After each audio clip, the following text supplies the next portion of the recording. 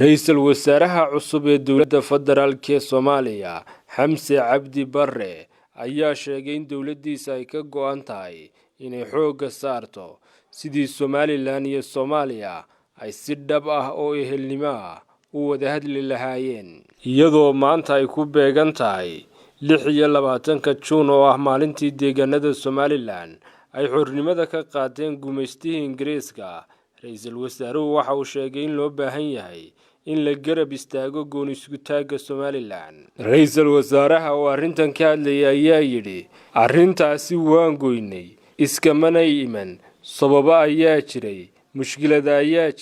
mushkiladahaasi in la taabto si dhab ah loo wada hadlo oo walaaltinimo ah oo ehelnimo ah ayaynu doonaynaa ayuu yidhi Ra'iisul Wasaare Xamse Cabdi Barre. Waxa uu xusay in loo baahan yahay in la wada yeesho adeegyada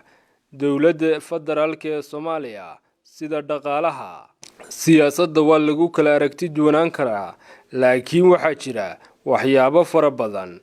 oo la wadaago markaas in kuwaasi si walaaltinimo ah loo wadaago oo dowladda federaalku ay mar walba fududayso waa waxa loo baahan yahay ayuu yidhi Ra'iisul Wasaaruhu. Kale Ra'iisul Wasaaruhu hadalkiisa sii watay ayaa waxa kale intaasi uu ku daray in marka hore loo baahan yahay in la dhiso kalsoonida koorinta aan laga fikirin dhanka farsamada ee wada hadallada Somaliland iyo Soomaaliya. 1991 markii Somaliland ay ka go'day dowladda Soomaaliya hadda waxa laga joogaa 30 sano iyadoo Somaliland ku adkaysanaysa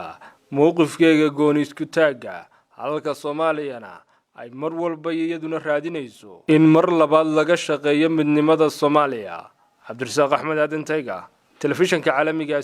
ka farxi ehelkaaga asxaabtaada iyo qaraabadaada oo la soo deg abka Dahabshiil si aad si fudud lacag ugu dirto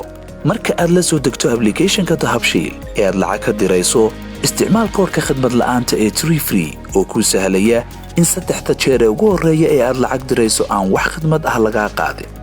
Dahabshiil hawl fudaydiyahaaga maaliyadeed.